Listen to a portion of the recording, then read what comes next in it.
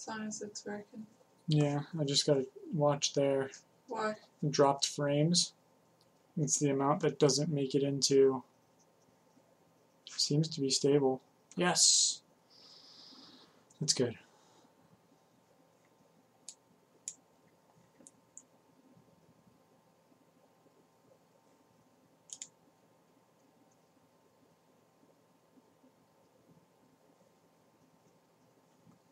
Okay.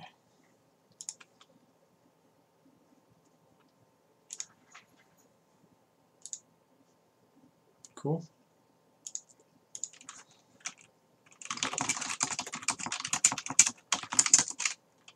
No dropped frames either.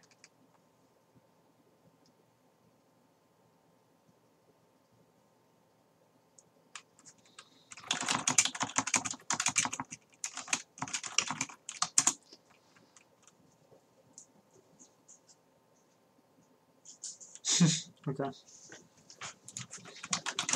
Okay. Hey, Pop.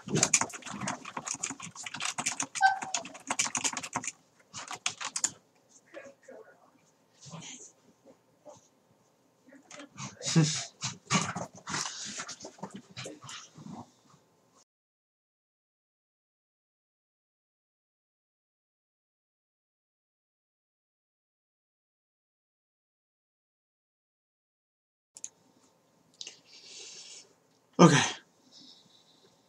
So I'm going to begin working on this war staff concept here. I'm going to be modeling it. I'm not sure how far I'll get tonight, but we will see. Yeah, got my haircut. Got a fresh haircut. Everyone, this is Joppa, the main man, one of the main men over at Pantheon.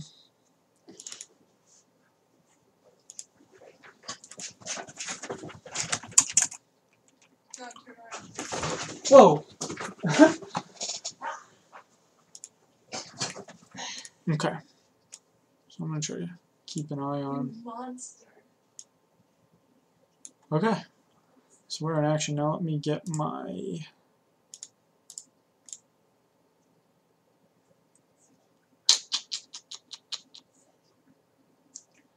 window capture. Let's see.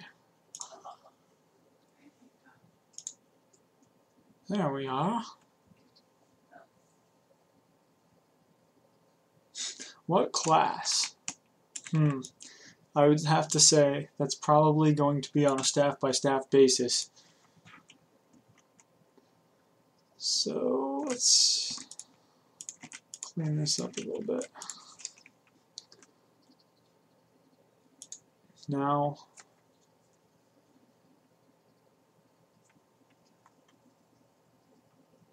let me get some tunes going too.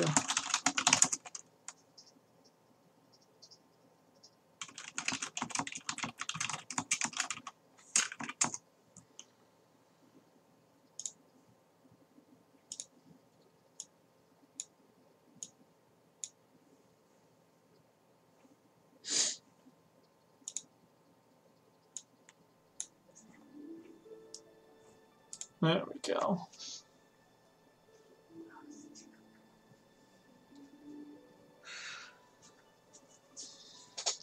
Well, I guess you could look at it this way. Well, I'm not going to say anything official. What I'll do is I'll theory craft with you guys here. So, obviously you wouldn't want equipping a war staff, or, hold on.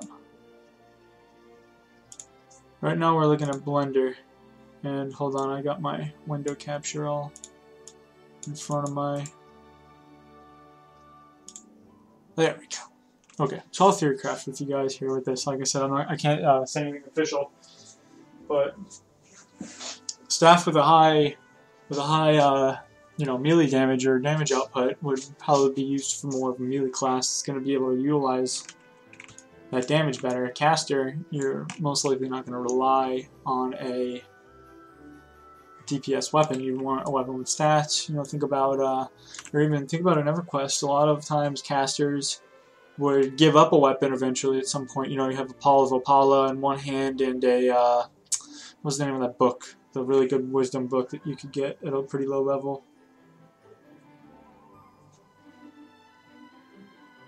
So of course, you know, casters and shamans will use staves, but probably not a staff with a giant blade attached to it meant to do damage, so... this is Blender right here. This is actually a really amazing program. And the best part about it is if you're accustomed to other softwares, like Maya, for instance, in my case, or 3ds Max, you can set all your... so it essentially closely operates Testament of Veneer, yeah. So, let's get our concept art inside of, let's get our concept art inside of here real quick. Let me do that. Okay, so I'm going to try not to explain everything step by step as I'm doing it, but if you guys have questions about the process, definitely ask. And anything else as well. So, we want this to display not plain axes, but image. And let's find our image now.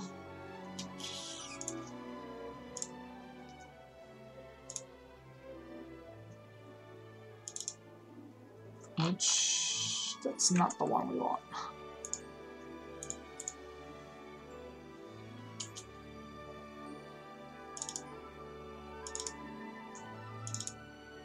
There we go.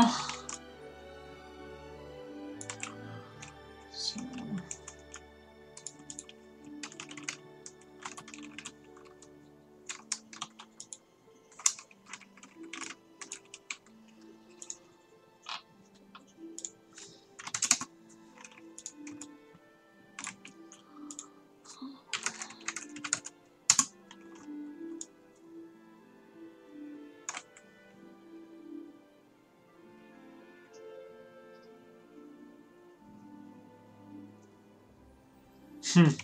Oh, that's one thing about my Twitch, is it never accurately tells me how many people I have watching. So right now it just says offline to me, so I can't keep an eye on that.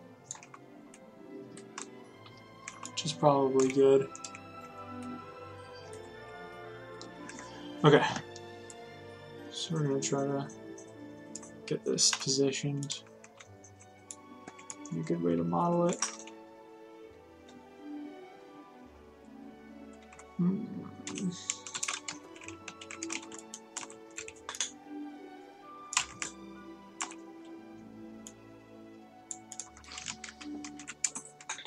Okay, so I'm going to try to line this up on the axes as best as possible here. I want to find a good point of symmetry on it. And I want the origin to be about where the player would hold it. With one hand, probably. So, right there.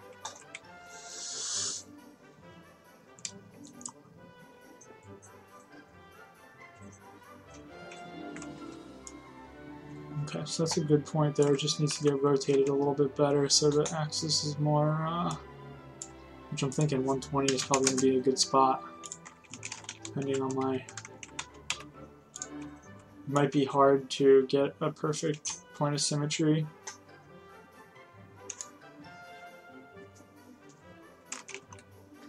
That looks probably about as close as we're going to get, which is okay, because I'm actually not going to mirror it across that axis. So I'm going to scoot this back just a smidge. Now let's get a size comparison. So a 1x1x1 cube in Unity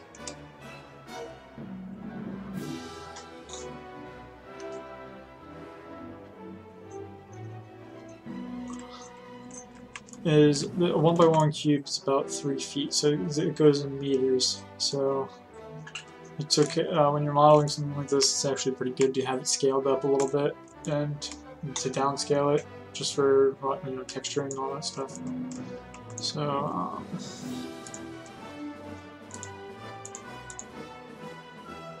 X-ray that, so now our cube is transparent. And let's see.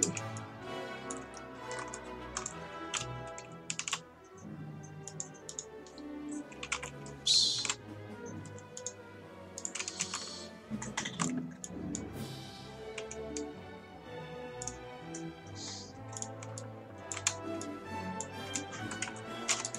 Okay. Yeah, go ahead and link yourself, man. That's fine.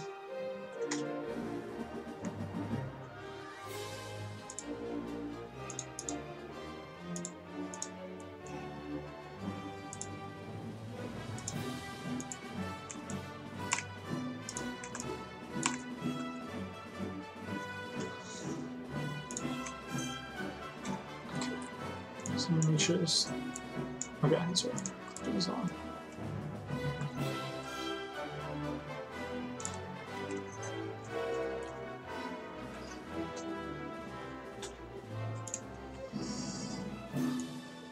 Okay, so I think I'm gonna scale this up a little bit more. So.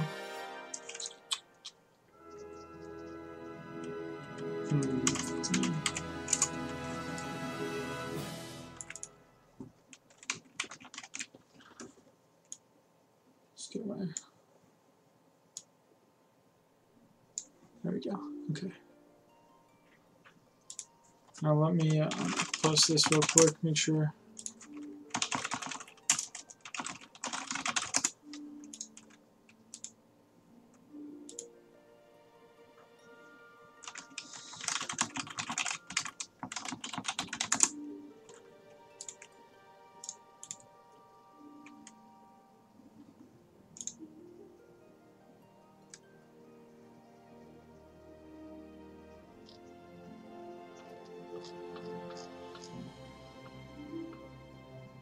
Okay, Chris already beat me to it.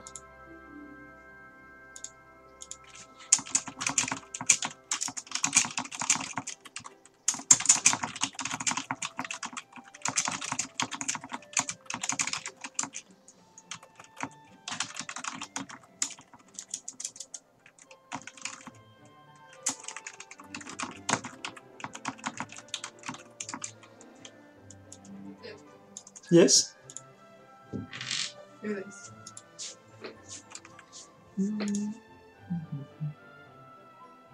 Wow. Oh, wow. Yeah. Well, I believe it. That stuff was garbage. Isn't that crazy? Yeah. She's glad she doesn't have to eat that no more. Yeah, right? She gets luxurious food now. She's taking a couple snacks. No! Good, come on. Come on, puppy. She cleans up the stragglers anyways. I got a couple. Got a couple for you. I'm making dinner. Okay. Come on.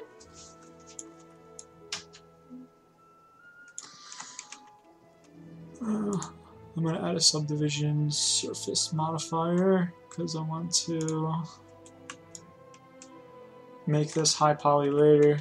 So I'm going to model it as a subdivision surface so I can easily add detail and make sure that I know where my hard edges are going to be from edge looping.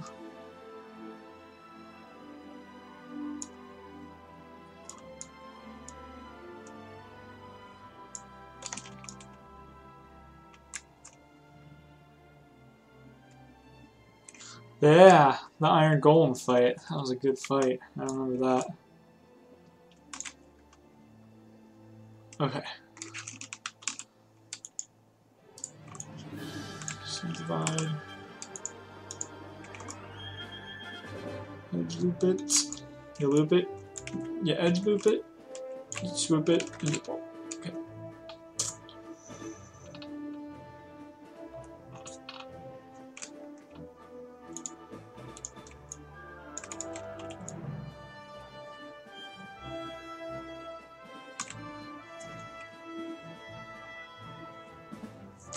Yeah.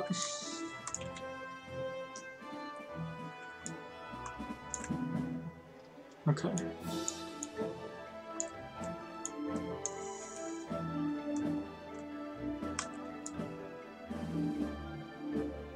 Now this one, so let me think about this crystal. This is like almost crystalline, so I got a good bevel going for it.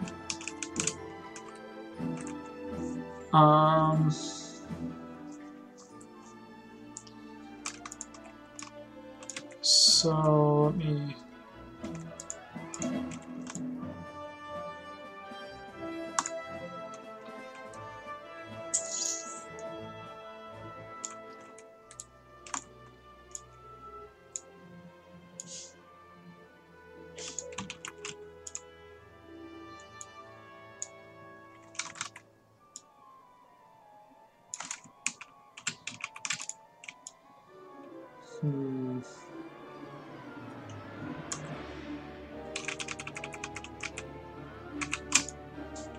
She shaped it. Okay, let's see.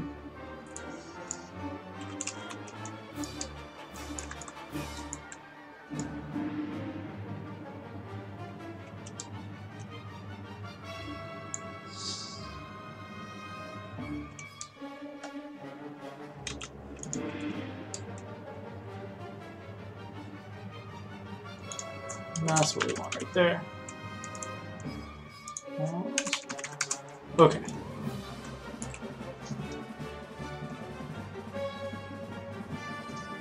Cool, man. Stick with it. Oh, cool. Yeah, I can draw on paper. I haven't quite mastered the tablet, though.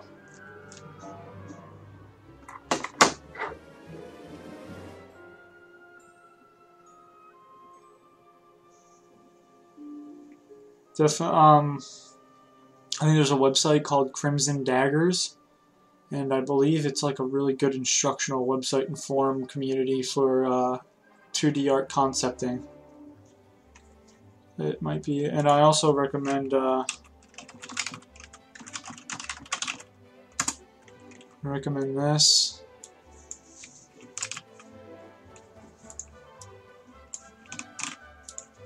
If you want, well, here, hold on.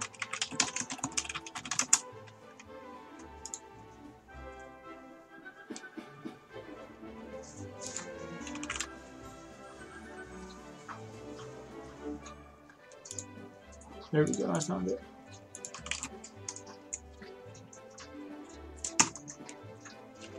That place should be good for helping you get started.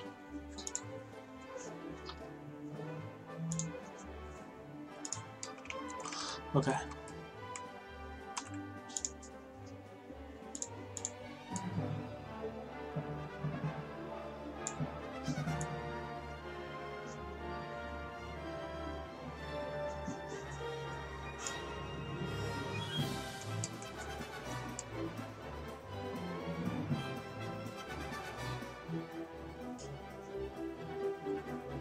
Oh, we got two Belgian guys in here, huh?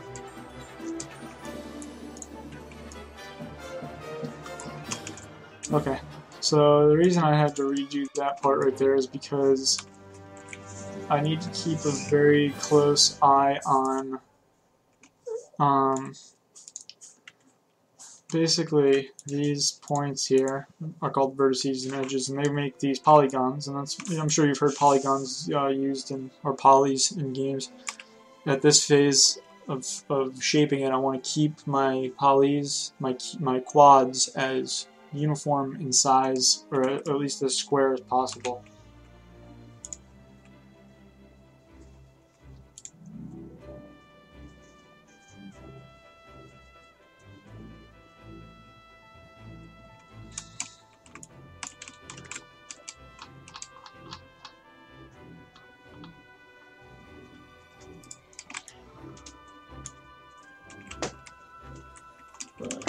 Okay, so let's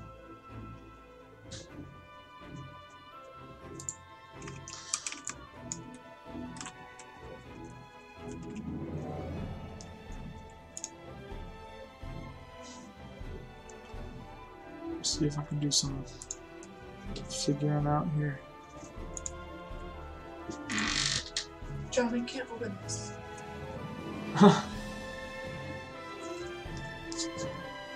There you go. Thank you. Yeah. Dang, that's brutal, man. It's really brutal.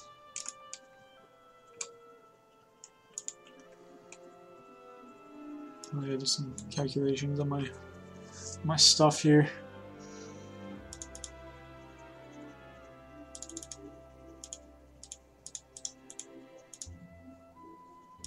Okay. Answers my question.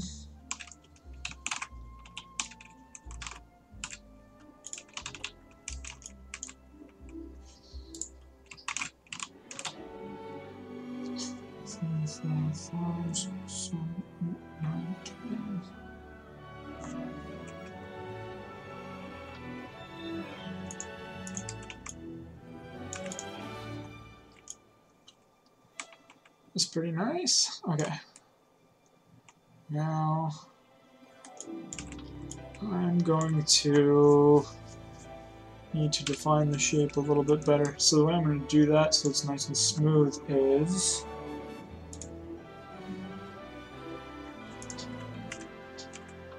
I'm going to use this handy tool. I'm going to lattice it.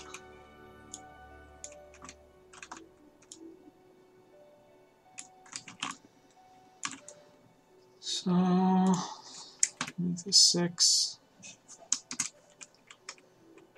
I'm trying to center it on mesh.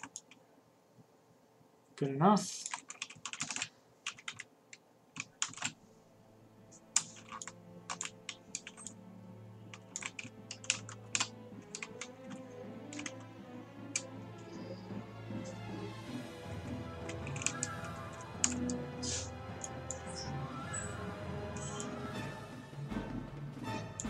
Oh wait, I'm going to do it this way. So,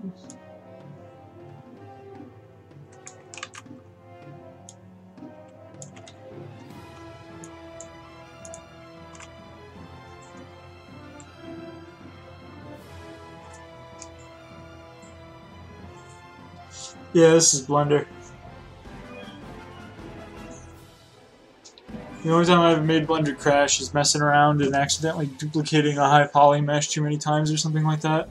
Or running a remeshing algorithm over it and having the octtree density too high or something like that, and I ended up with like a stupidly exponential. So now this is really weird. I should be able to.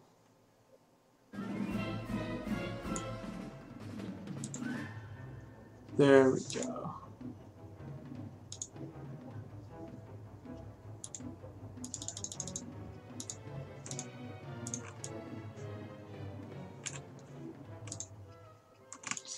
Okay. So this is like a, yeah, this is a lattice, it's called. And I'll show you what it does here in a second.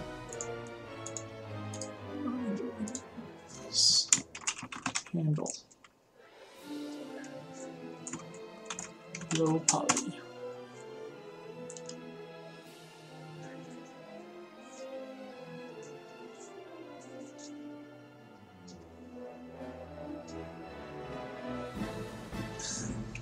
I'd get 3ds Max, or I'd prefer Maya over it, but for what I need this for, Blender does more than enough without the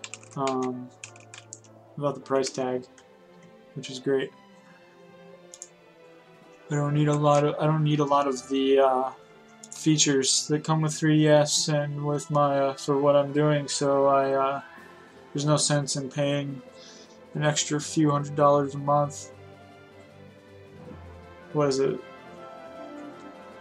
3ds is like $2 something a month.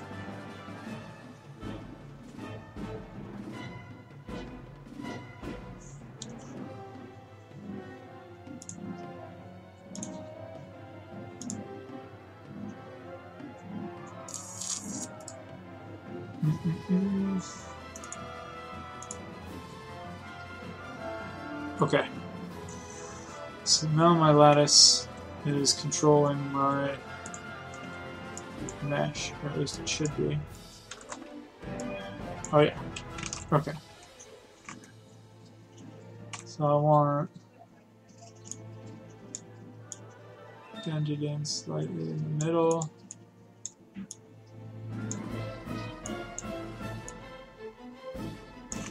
So basically what's happening is when I deform this lattice around this, you know what, I should have done it. When I deform this lattice around my mesh here, it deforms the other one so you can get really smooth contours in your pieces.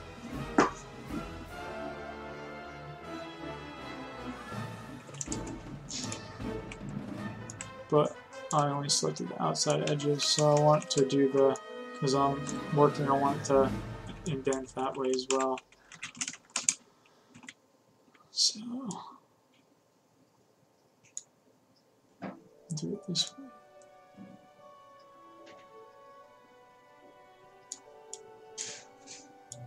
I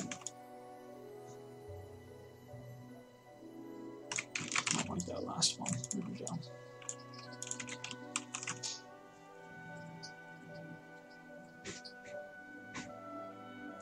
Yeah, it costs a lot. Yeah, as in money, it costs a lot to purchase them, and then it costs a lot to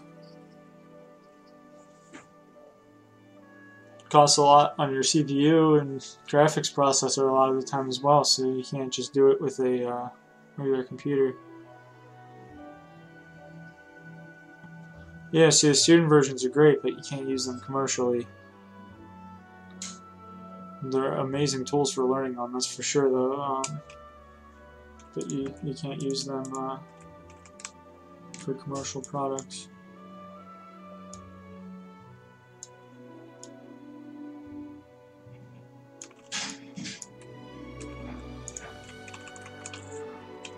So basically, I just use this lattice to kind of indent this and bevel it the way I wanted. And another thing I'm going to do. So I'm looking at this handle here, and there's script there. So I kind of want to indent the faces slightly. No, see, the lattice is gonna affect it too much. I'm better off just insetting it later.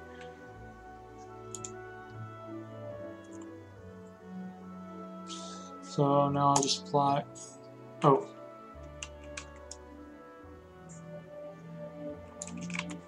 That wasn't right. Apply.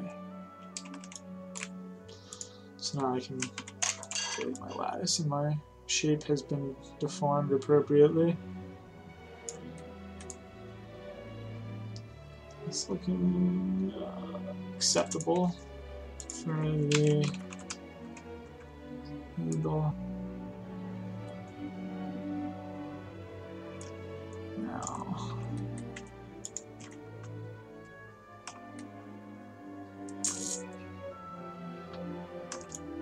I want to inset the top as well, but I think I'm not going to worry about adding too much detail to a single piece yet. I'm just going to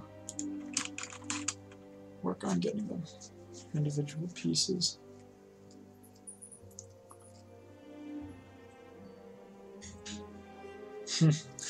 Oh, we'll see where it gets expensive is, $230. Well, I think $200 a month for a program isn't too steep if you're an artist, doing stuff with it. But when you need like 5 or 6 other ones too, that's where it's insanely steep. It really adds up, because this isn't the only program used. That's for sure.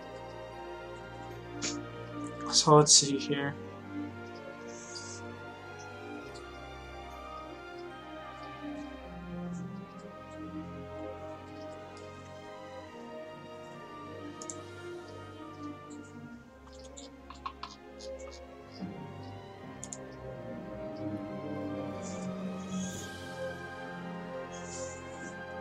He streams the same kind of stuff.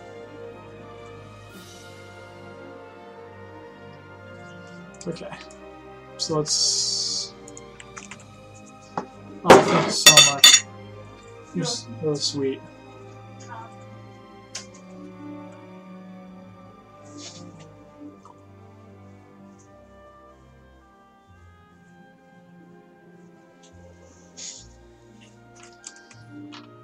Okay, so... do this with a sphere, but... let's definitely drop these segments down.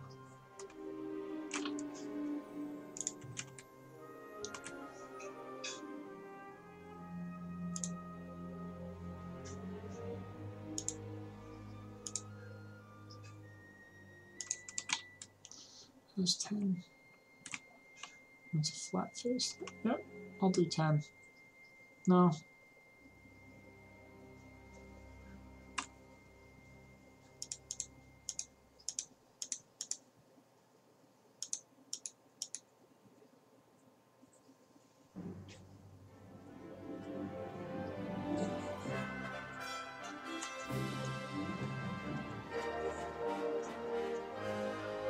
That's a lot of vertices.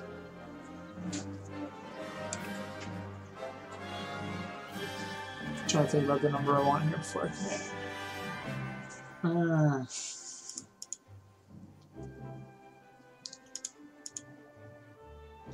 That's a little better.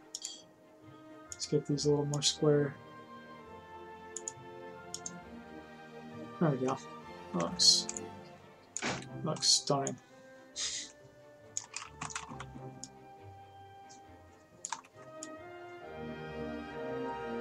There we go, now we're done with that part.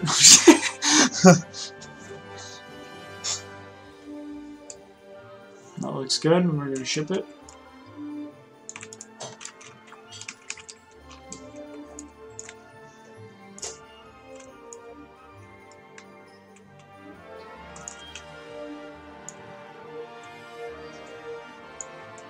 And let's see if I can properly dissolve this sphere. Thank you.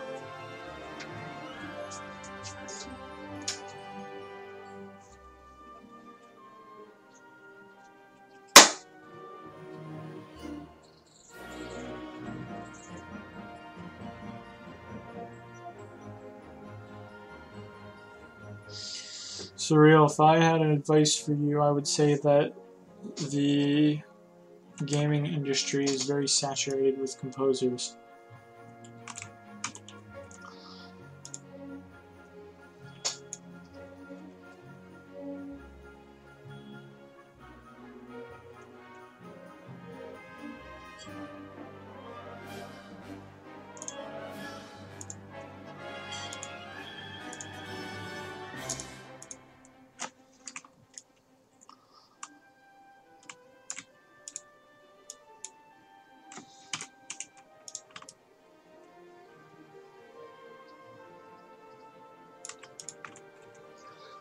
Let's make sure I close that.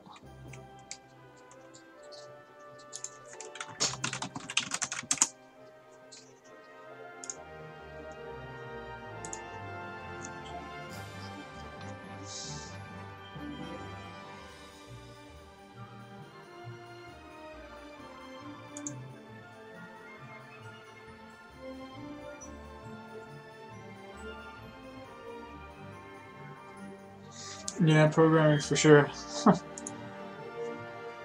If you want to get into other stuff, you gotta really stand out.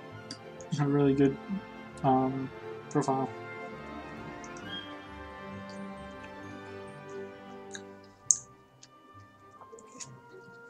Keep what for a rapier? Hey, Wellsprings. Welcome. Welcome to the stream.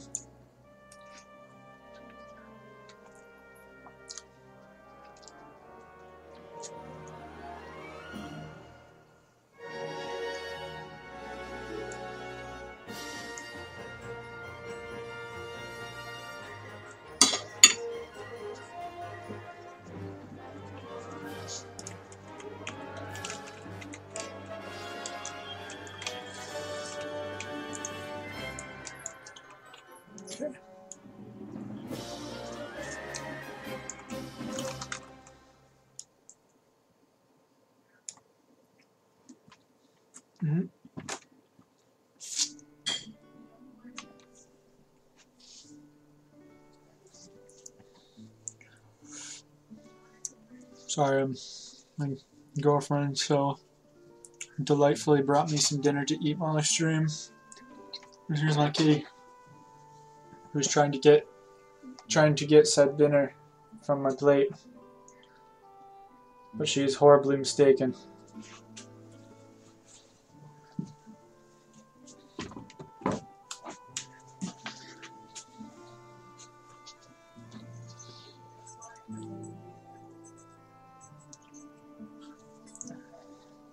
What you need to do if you're gonna try to get into something is to take a project, really big, like a I don't want to say a big project, but take a project and find other people to work with, because then you're obligated. Like, if you're obligated to follow through with it, you're much more likely to. A lot of people lose motivation and get into ruts when they're trying to work or learn by themselves. So find something, find a partner, find some local friends or something like that want to learn with you. And not to say to rely on them, but if people are relying on you to put something out, you will do it. And that will help you fill out a portfolio much stronger.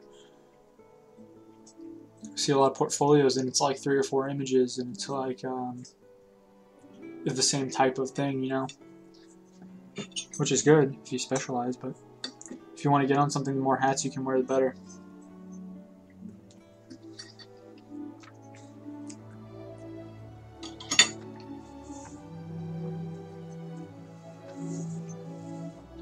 But the information is out there. Everything you need to learn or would want to learn is there. So it's not too far out of reach anymore, which is great.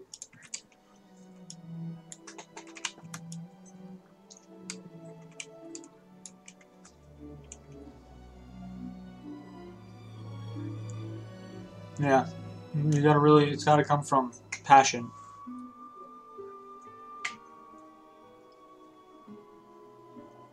Yep, exactly, see?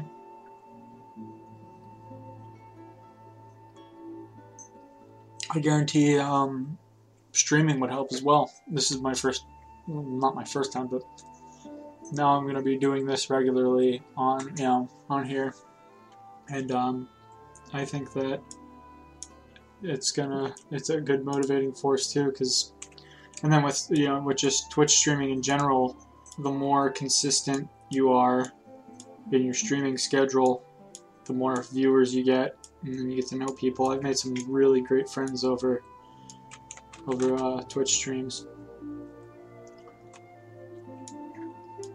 It's a little sharp of a angle there.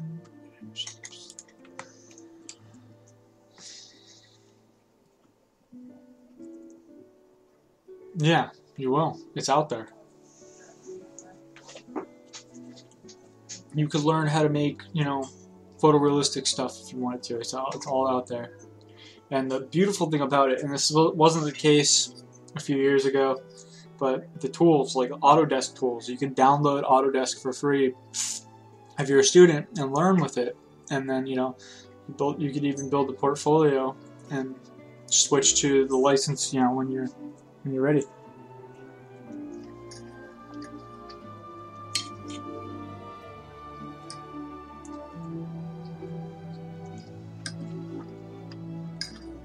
Or you can just use Blender.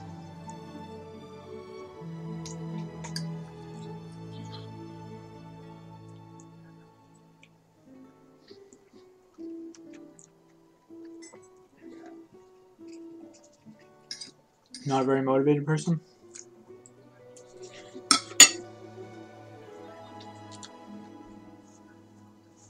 Hold on 1 second.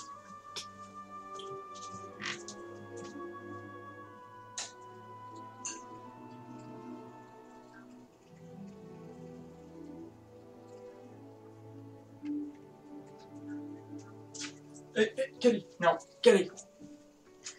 Well, right now I'm using Blender. Blender, or is it just Blender? Yeah, it's just Blender.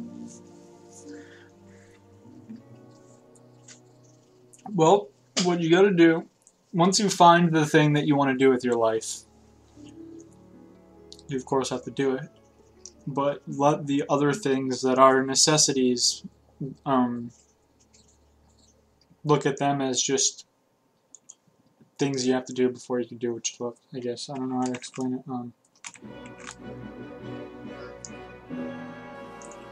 So I'm going to try to give this some nice topology here. There's at least some interesting geometry.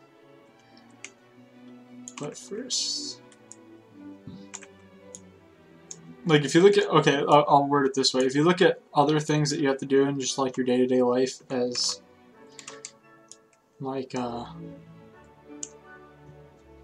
just some sort of like quest to finish before you can get to your treasure,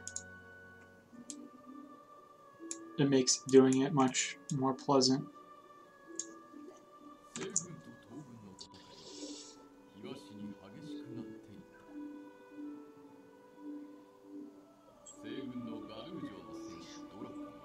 Yep.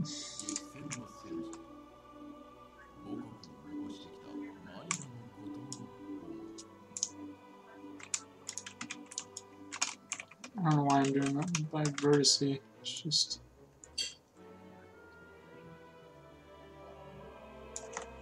no, let's add the handle in there. Okay.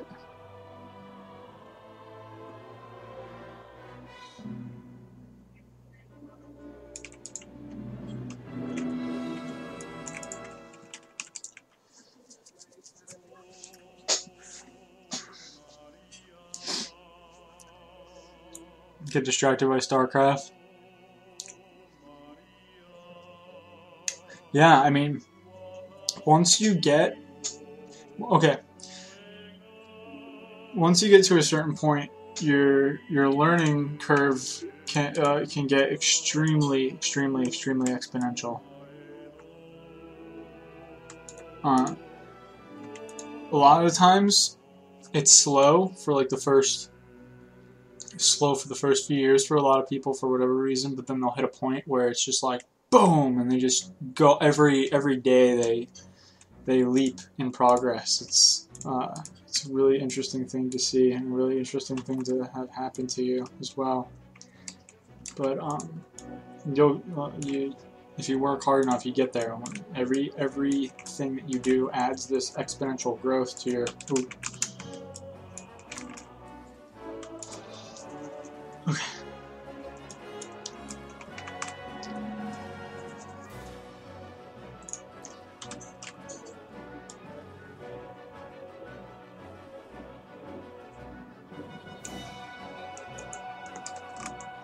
Come out of the face there. So it sucks up there. I have some triangles. I'll have to.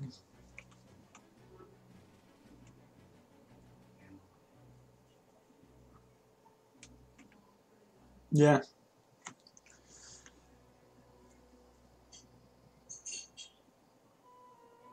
Oh yeah. Get some sleep, man. You don't want to kill yourself. Poor sleep habits are a massive killer of productivity.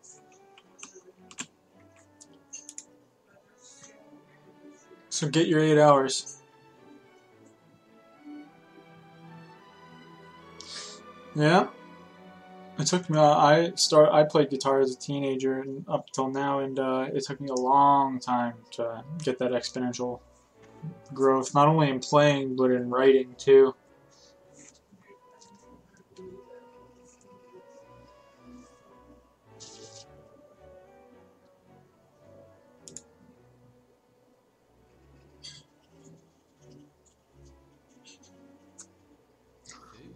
Good night, you fellows over in Belgium.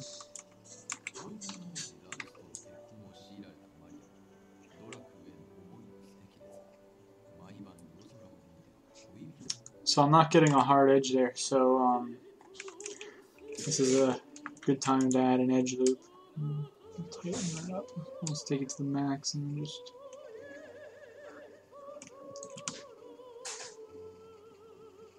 bump it up slightly so that'll define that edge a little better. I can even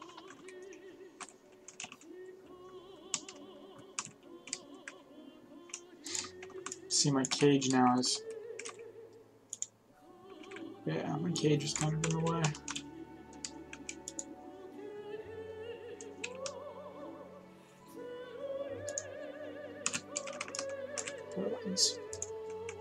Yeah, so there, now we got that nice hard edge.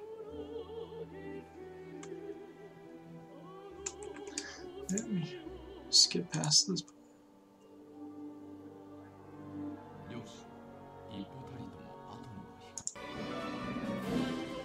I like opera, but I don't know that everyone else will.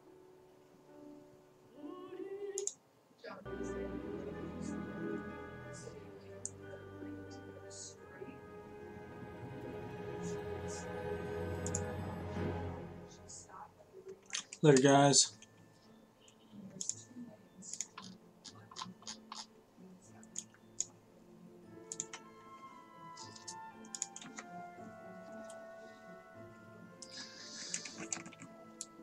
I'm going to keep those edge loops intact. Oh, and look, I'm going to need them there as well. Let's close that up nice.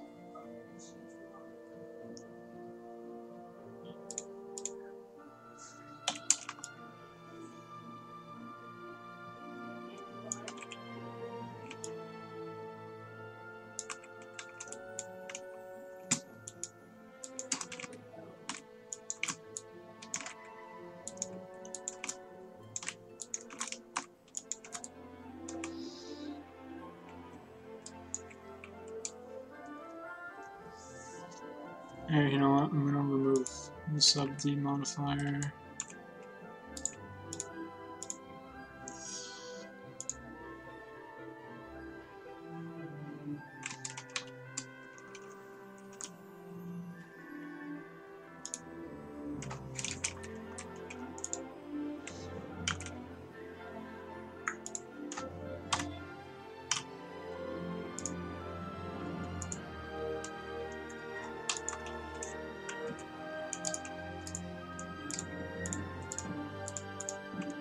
Okay.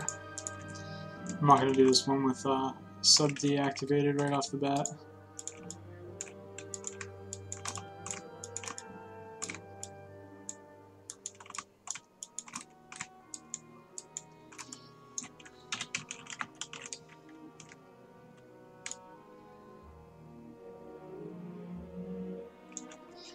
Okay.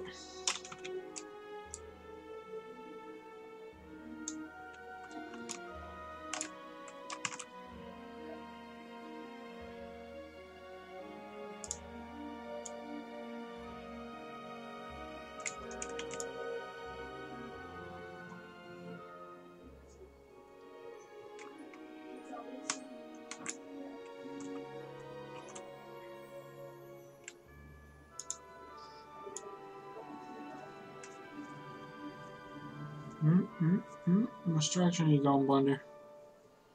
Which direction are you going?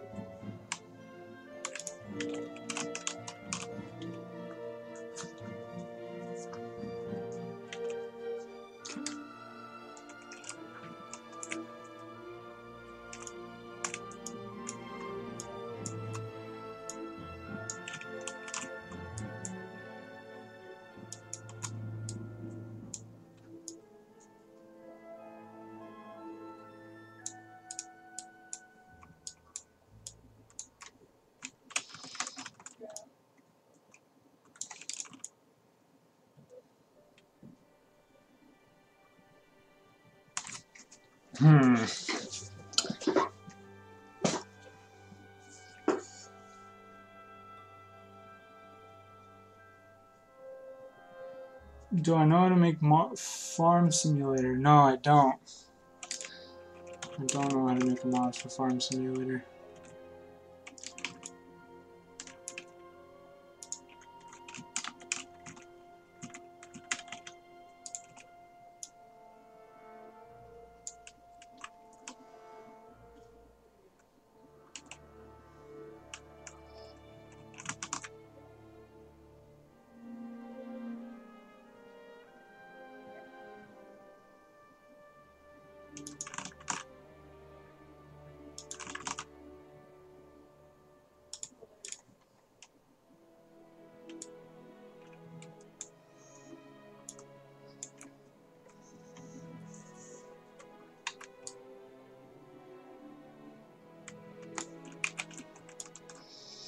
Might be a better way to get the bevel I'm trying to get than this. Might be making more work for myself. I think that's what I'm doing here. It's not what I want to do. So we're gonna take a few steps back here.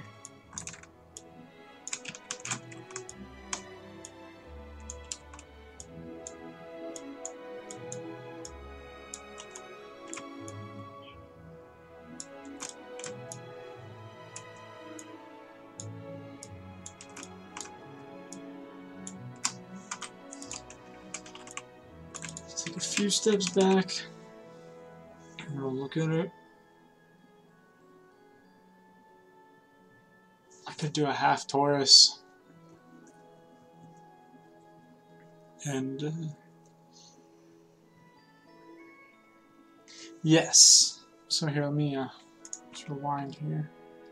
This is the object that was in the preview of the stream or whatever before that I left up. I'm working on this war staff here. It's going to be a pretty nice item. Hold on, it's really hot in here. I'm going to adjust this vent.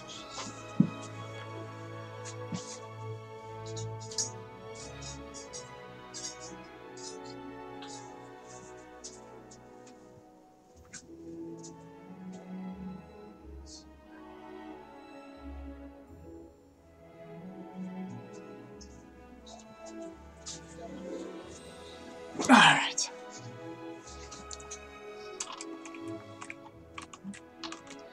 So the way this works, I just have to block out the geometry.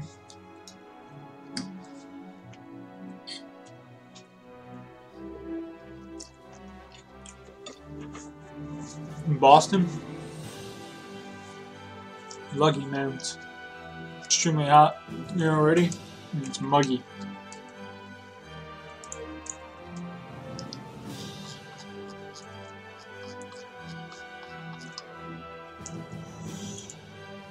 Okay, so I'm not gonna try adding torus to this and then merging it. I think that might produce some nasty geometry. So I'm gonna extrude up on the Z-axis slightly. Get out a tick. We're gonna start extruding back down.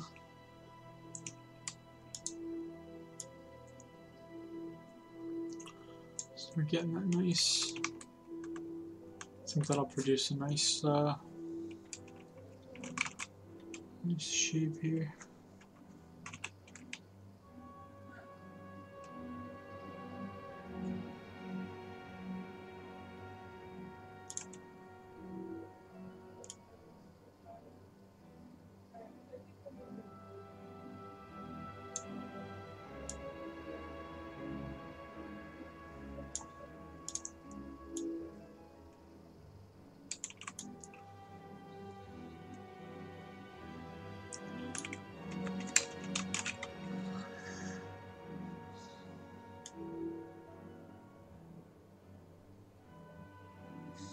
Why is it snapping so hard? Focalize.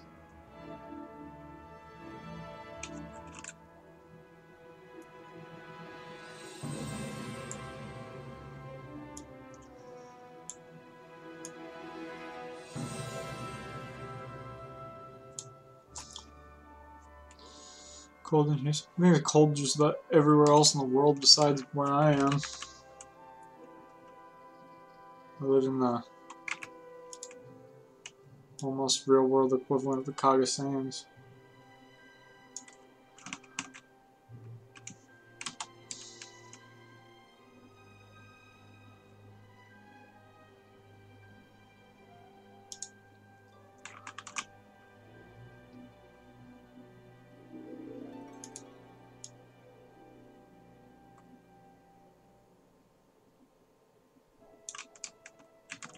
Okay, it's pretty nice. We're gonna get a nice hard cut in here too. And when I go to render out a normal map, I'll get a really deep bevel ambient occlusion. Should look pretty decent.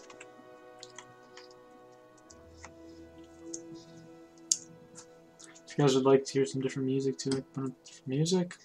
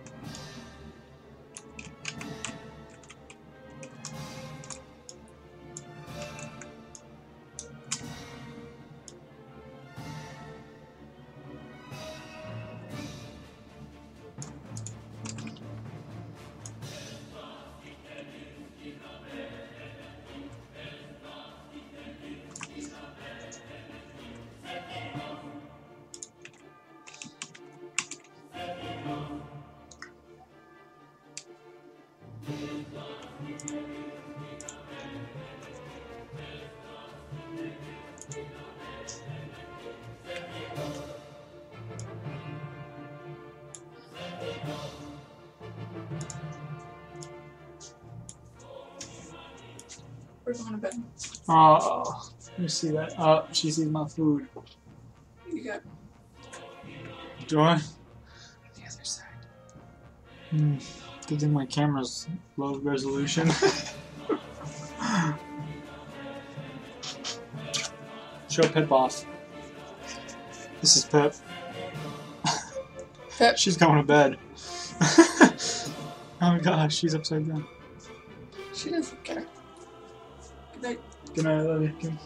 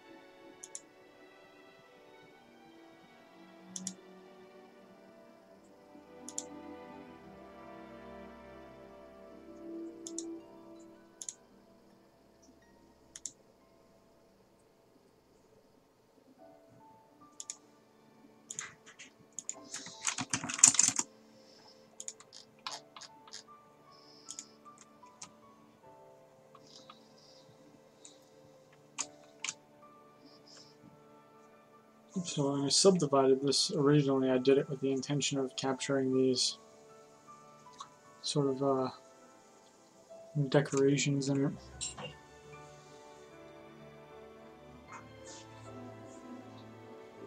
What do you mean going blind?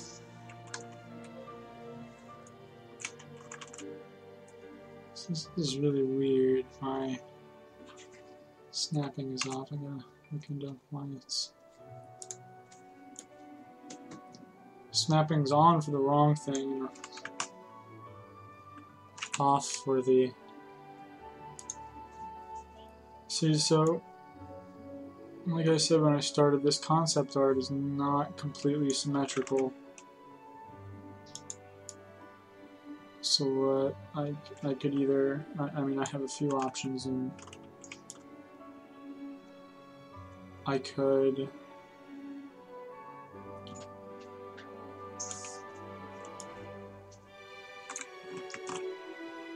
make them completely symmetrical,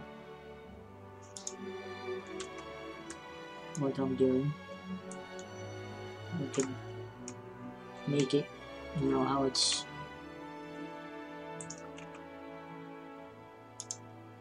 seen essentially. But I think I will be better off going the symmetry route for the sake of some of the steps later on.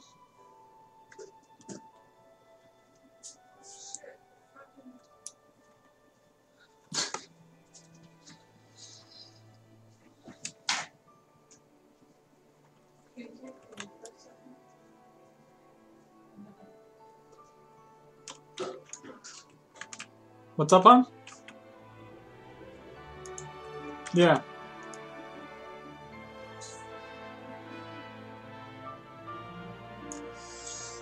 Hold on one second.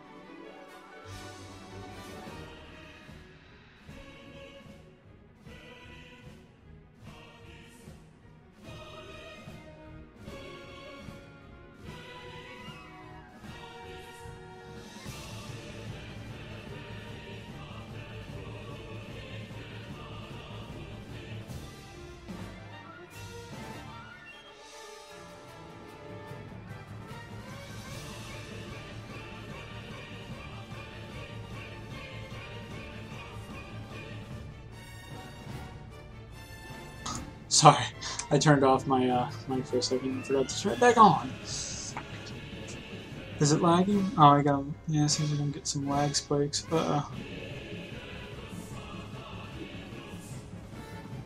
Hopefully it doesn't get too much worse. Sorry about that. I'm having issues with my internet service provider at the moment. It's just been extremely slower than what I'm paying for.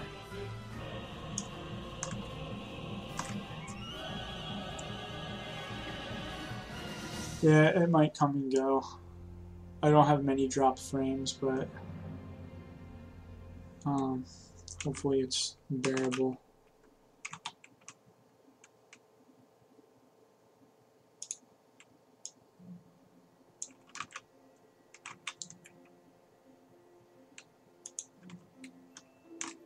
Start thickening it up a little bit. So I'm trying to keep those square as possible.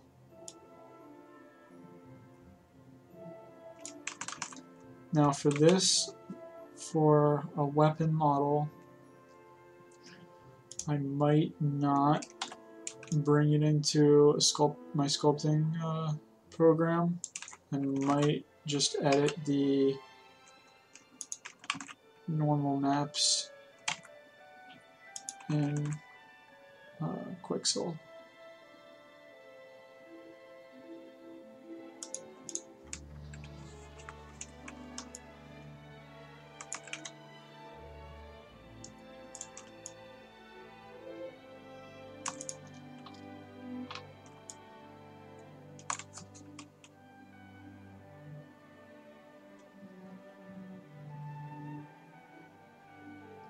Now this is a Final Fantasy orchestral suite. It's the best one I've found. There is one that you could buy called Distant Worlds, but it's not nearly as good in instrumentation and like in terms of like the largeness of the ensemble or production as this one. So I listen to this one quite often while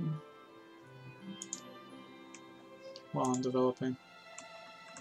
This is when you see a lot of the Pantheon screenshots and updates, just know that this song was this album was most likely playing while I was making it. So see now, this side is a little too flat, so I'm going to round it off a little bit. Just right about there. That's where it kind of gets flat. Make those quads a little weird.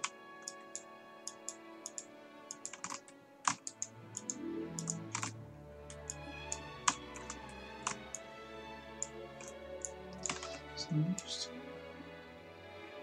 pull that slightly. A little bit more. I don't want to widen it too much.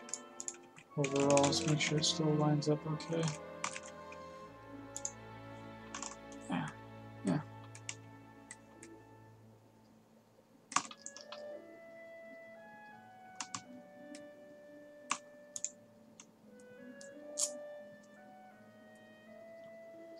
So, what about imperfection? Are you talking about in the symmetry? Or more like detail on the surfaces?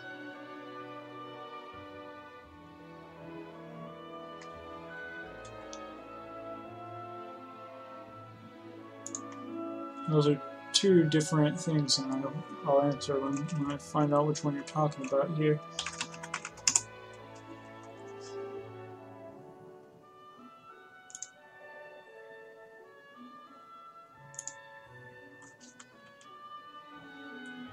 You're talking about the symmetry?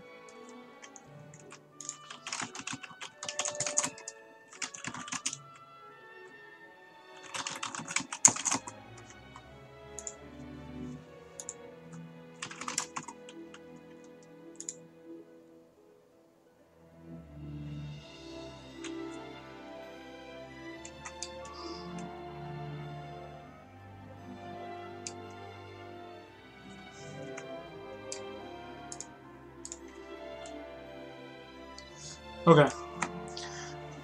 Well, that comes in. I could start doing that in this, for instance. Basically what I'm doing right now is I'm blocking out the base mesh, but then what I can do is I can come in here and grab these individual vertices and start moving them around. Like, for instance, this one would probably be a little closer. You can start kind of deforming it and giving it those imperfections along the sides of it.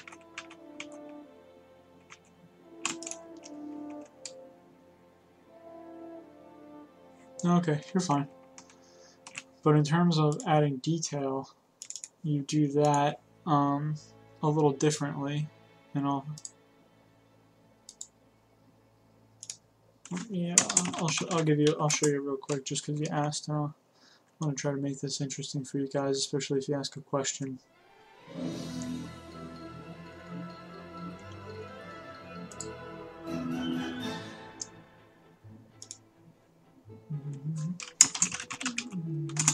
Okay.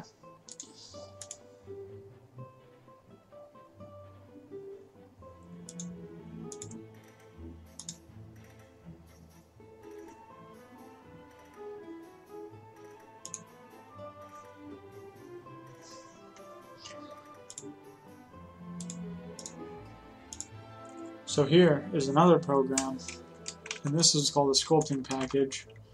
And as you can see here, this is a cube, and it's got those quads like I was talking about over in Blender.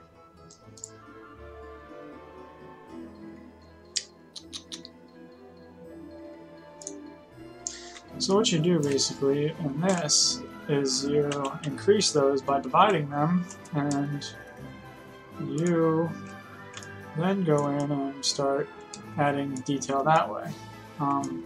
So like for instance, if I wanted to add some texture to this, I can get a real weak brush inside here and start adding pockmark, whatever detail I might be adding to something. So, I bring in the handle or the metal parts of this and get some sort of like some sort of scratchy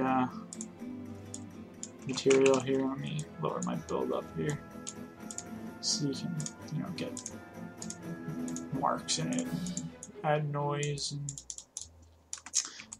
so that's like this. You bring in your base mesh after this, and you add all that detail in. So right now, much like this cube, we're blocking out a simple shape, and then you bring it into the other one. It's a kind of a basic workflow. And the ironic part of it is you never, inside of a game, you never see that super high polygon, that one like I just had, that cube that I just had inside of Mudbox there. You never see that in the game, which we'll get to that eventually when I'm dealing with that with this piece. It's a pretty interesting thing not a lot of people are aware of, I think.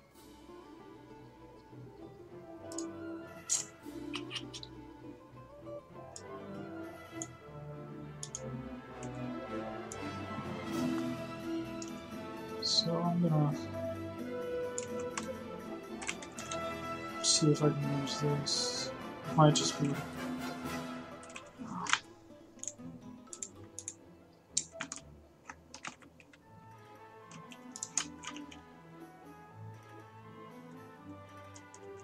yeah, exactly. Nobody's computer can handle that many polygons.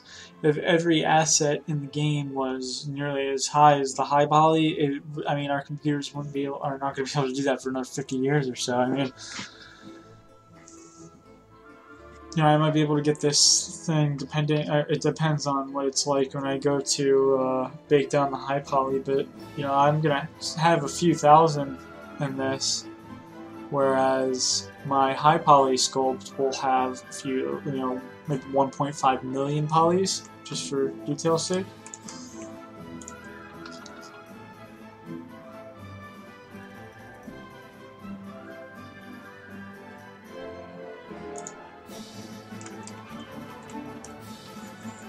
So let's get back to this handle here.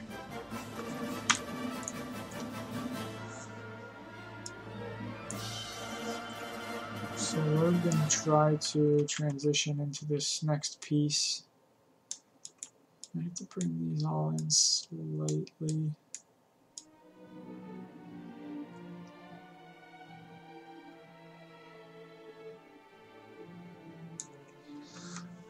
My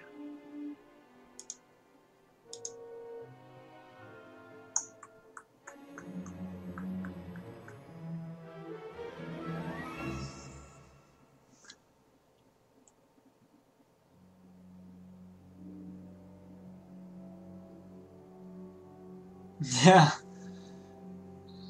Well, with a small team, number one, even with a large team, it's hard to fill an MMORPG with assets. So it really comes down to your design and building them, planning smartly, and you can get more longevity out of your pieces in the production phase. And so it's kind of what we're very carefully planning production. I'm carefully planning production, so we get a realistic variation, realistic and nice look, but also at a workload that's attemptable.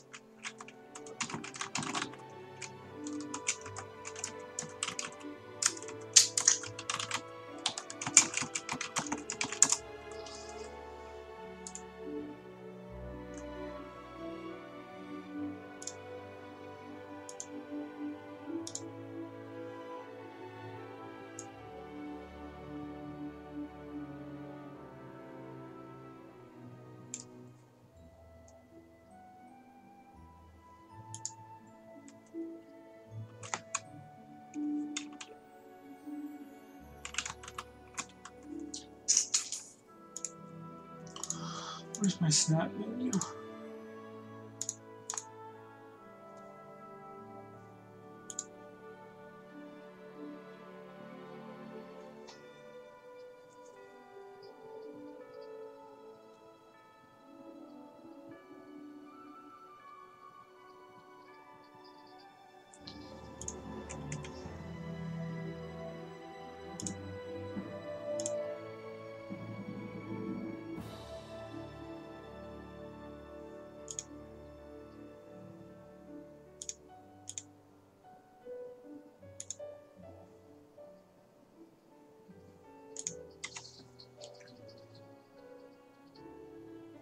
If I sold this as a Unity asset,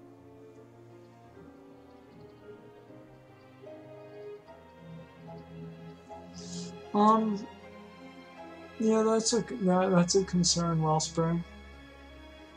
But that can be adjusted later on in production. Generally, the handle width of things will be relatively uniform. If I was to bring in a different sword poly sword model that I did, or a low poly sword, you'd probably find that the handle is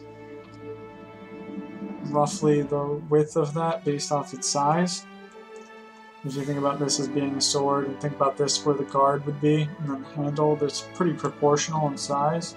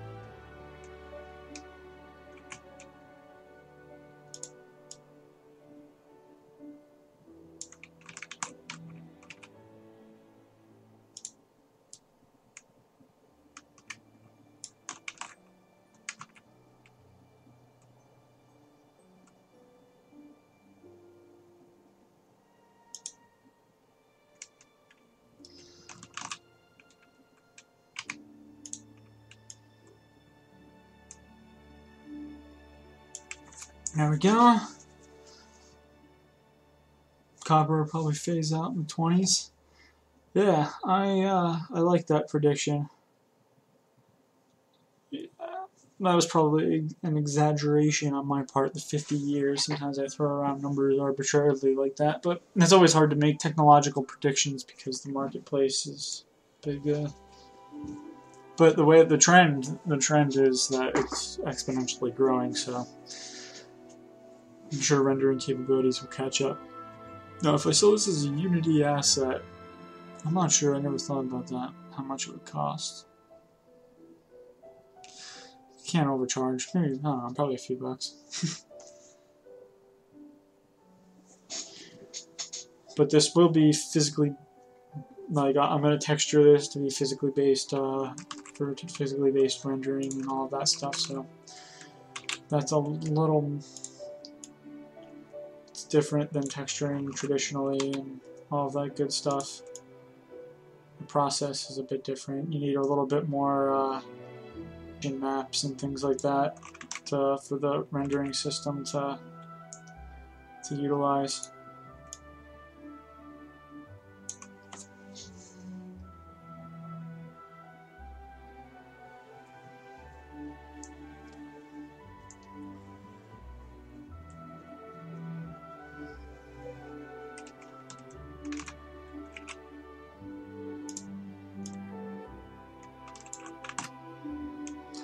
So now I'm going to start tapering this down.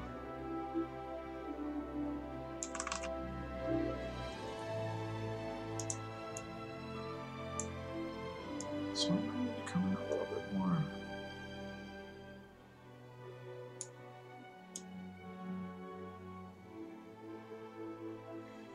This thing is snapping so erratically.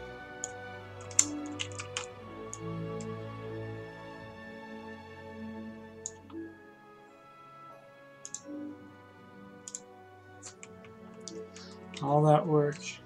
Yeah.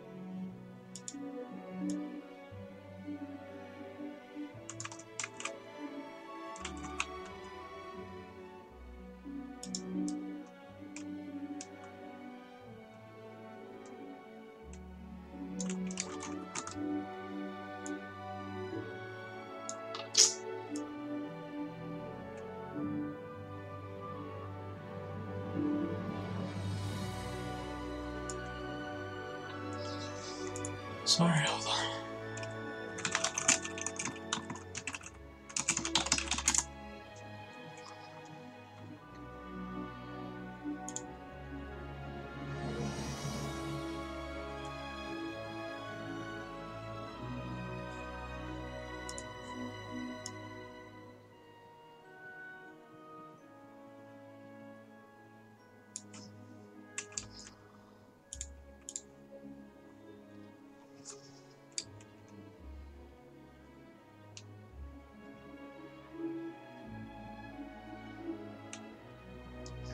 Yeah, I really can't.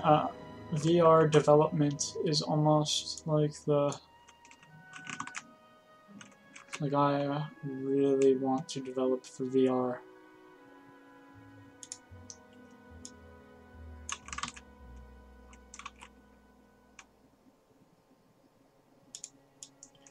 Unity has some small problems with the way it handles the Oculus.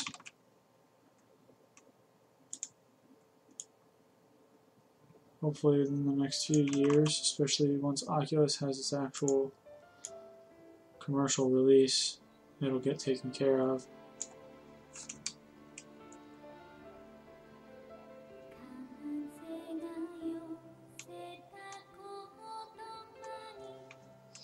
I think it's going to be sort of technologies. The Oculus is extremely immersive to use, but for full immersion, we're going to need to really adapt with the do yourself a favor and look up the emotive.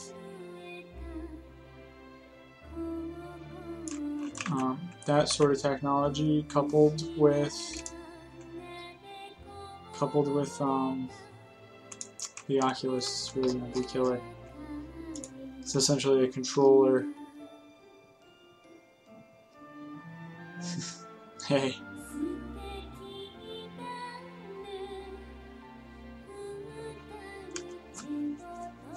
Yeah, the emotive is basically a controller that you control with your mind.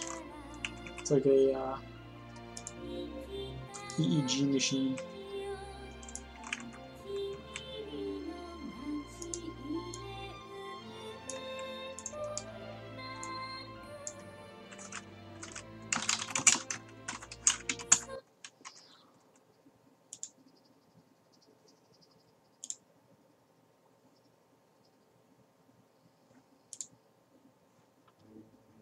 You don't unbox that thing, man.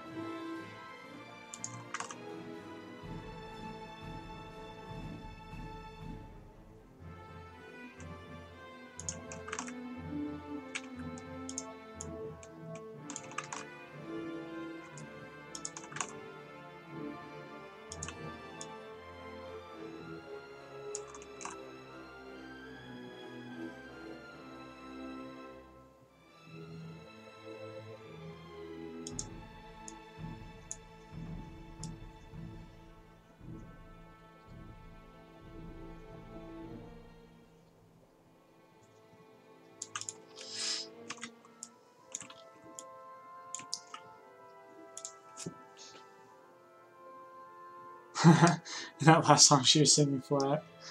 Yeah, she was, huh?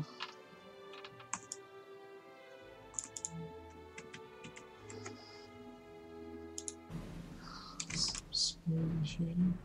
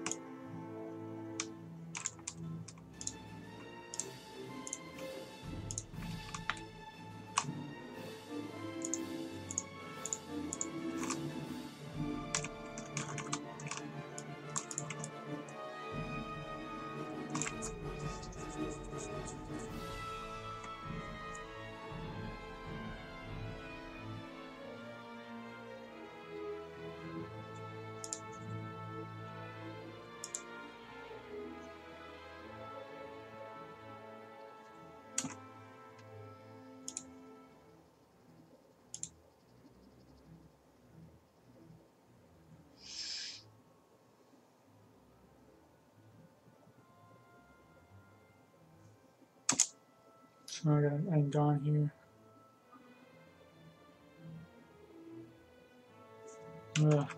Address that face later. Nice lamp? Yeah.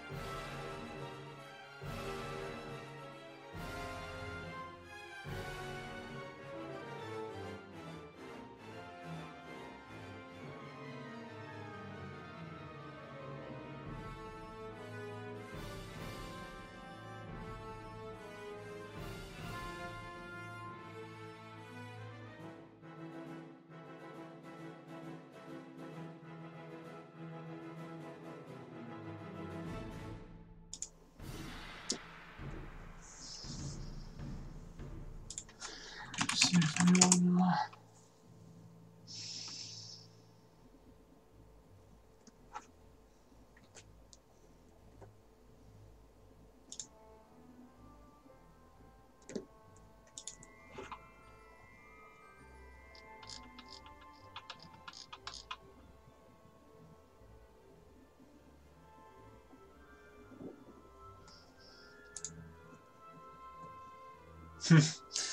It's getting there.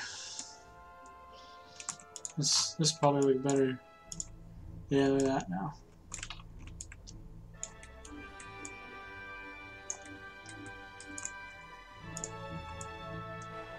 That one's still.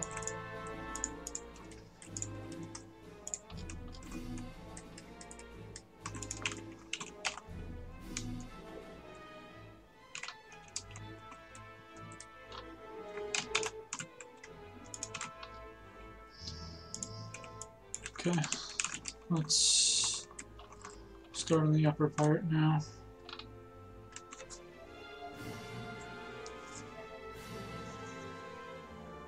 Okay, this little part will be fun. We'll merge a torus right there. Okay. Let's see how we want to start this shape. Do a little connector piece that bevels out and then back in. Could even hang like a decorative thing from that. That'd be really neat.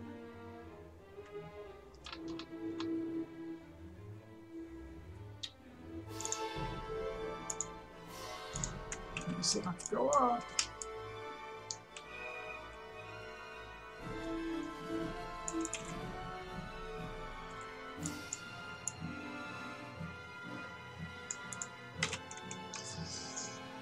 Okay.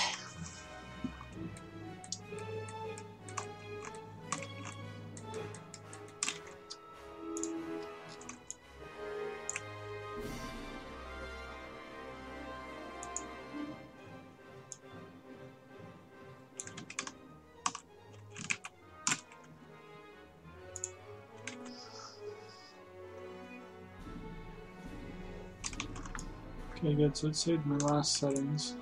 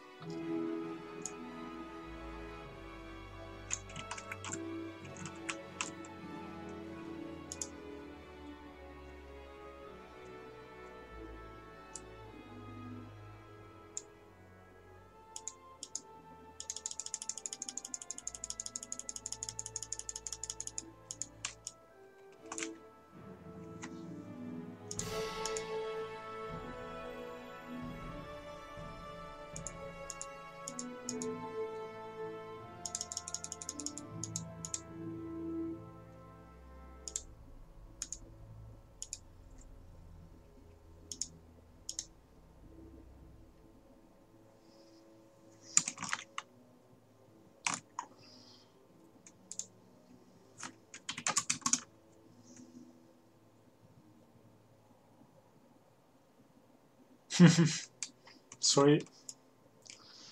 Man, I haven't used GarageBand in a long time.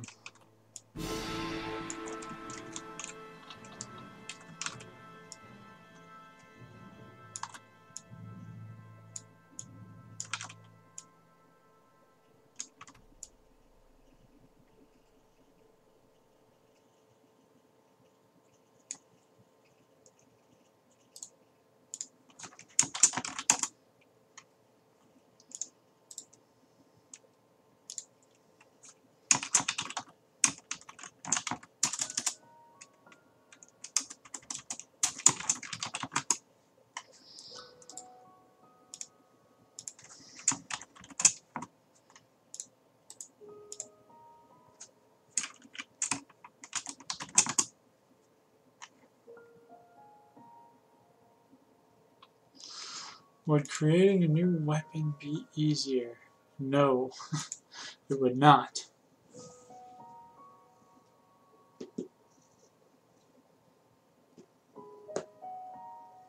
Well, it depends really.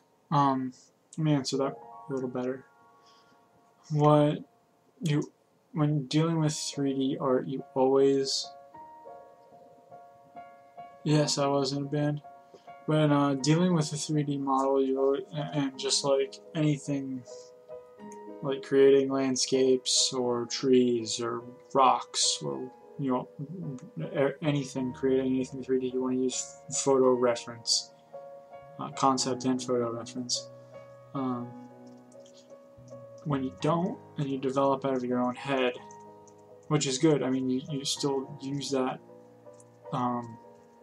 That skill set, that creativity and that flow, but you don't want to develop in a vacuum where you're limited to your own sort of knowledge about things, or that's a bad way to put it, but like, I'll use the example, if you were going to, like, since we're working on Kaga Sands and we just released the lore for it,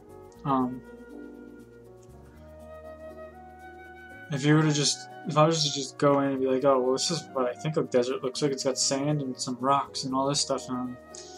It would look similar to a desert, but what I really need to do is look at how the rocks form and the rock formation. So having photo reference and using photos and concept art is essential for just like getting a captivating look and getting outside of your own limited creative skill.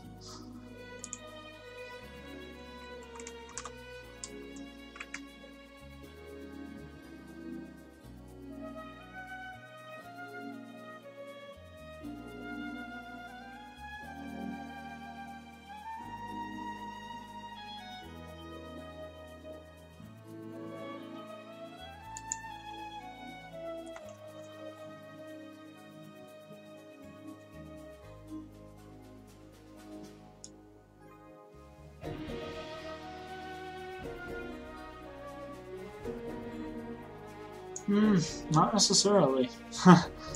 You'd be surprised, man.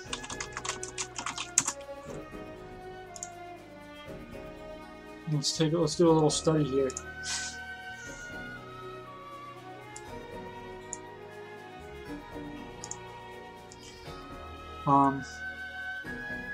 Look at these, for instance. You start looking at these, and you have to look at the way the erosion flows.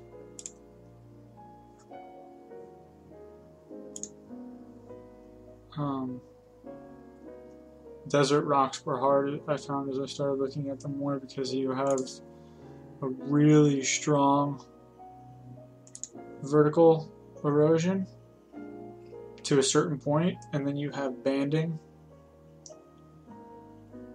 See what I mean? So you get these long columns, and then there's a flat slab, and the color variations. You can see the banding at the bottom of that arch there going up. There's that really hard vertical erosion.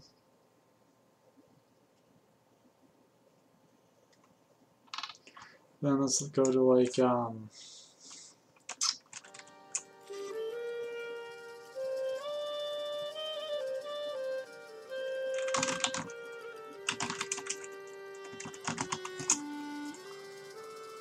then let's go to a place like this.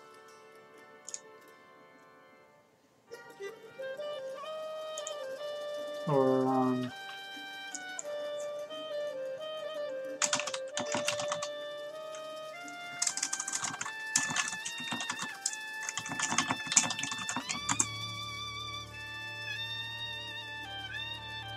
you get completely different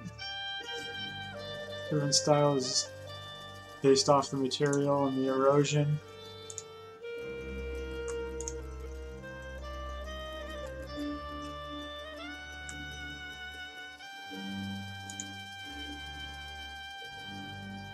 Well, there are some. I mean, rock. You know, a lot of people say, "Well, rock's a rock," but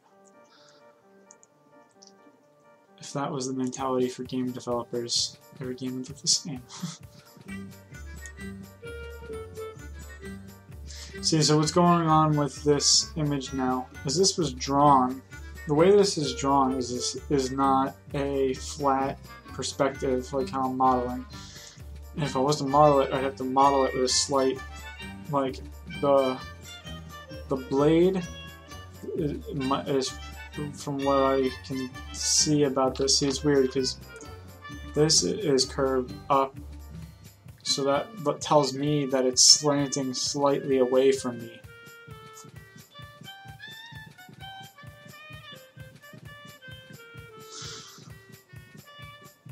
Yeah, if you watch that, I add detail and I raise and then I scrape and then I raise and then I scrape and then I add texture detail, and then you'll notice that I'll run along the top of a well, I mean, for that type of rock, for high brace anyways, and terrain sculpting is a lot different than rock sculpting, because in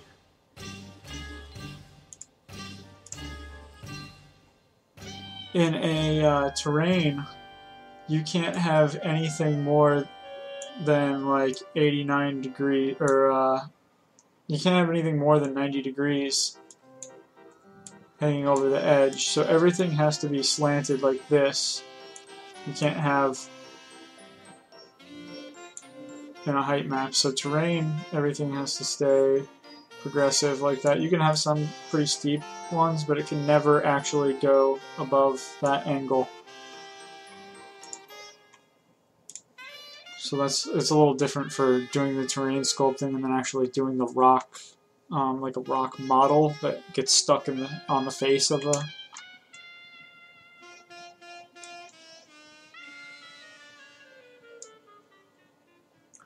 So yeah, this is gonna look off because, like I said, the way this part was drawn was that it looks like this was facing slightly away. So.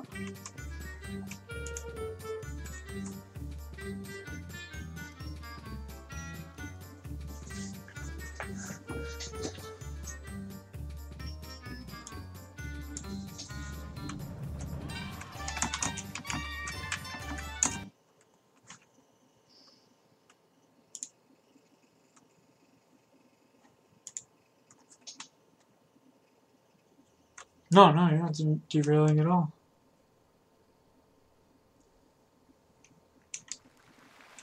That's a good question.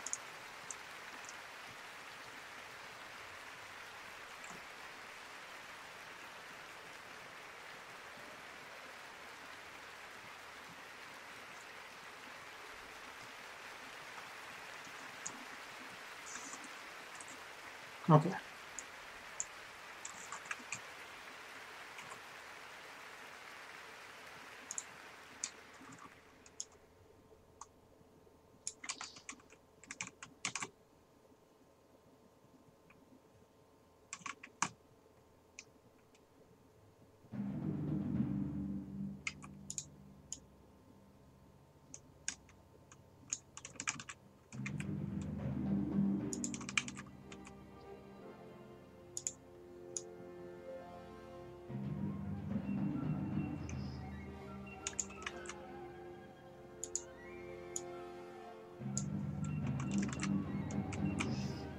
And this is my other most listened to album while developing as well.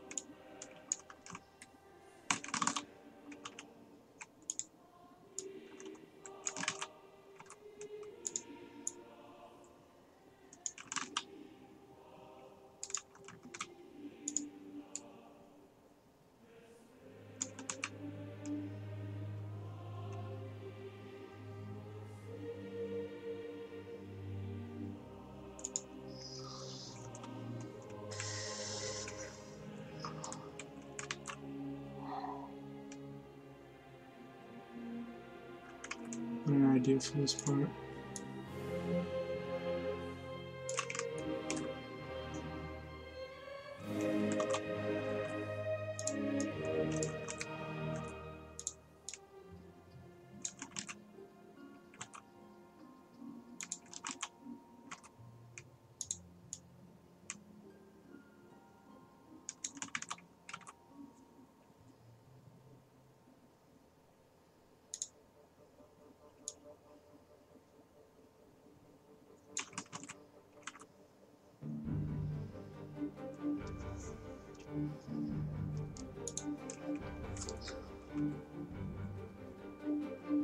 Yanni. I think Yanni is what people default to when they hear a violin and they don't know too much other music besides Yanni with violin.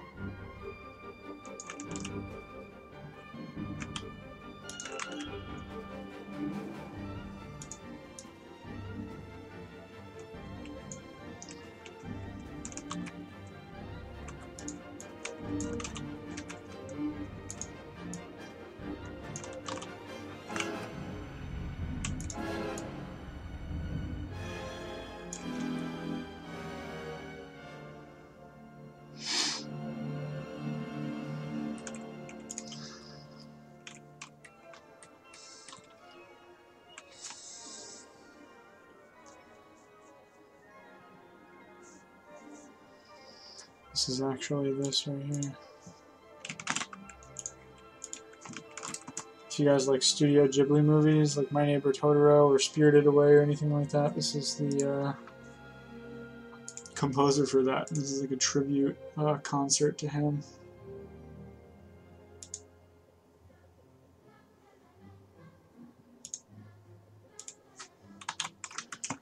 War staff. Always remember to save, guys. You never know when your computer may crash or the power will go out.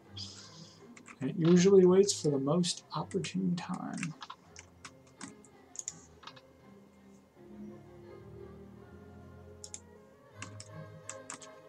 Okay, now I'm going to address these.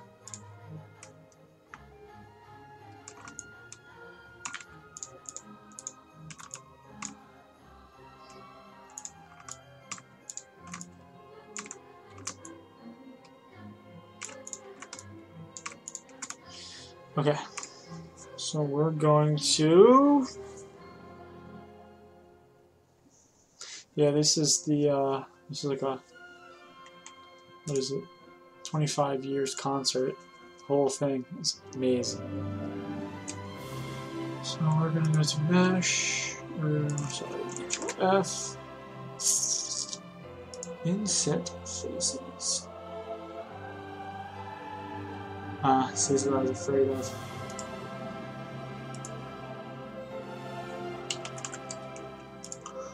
I have to inset them all separately.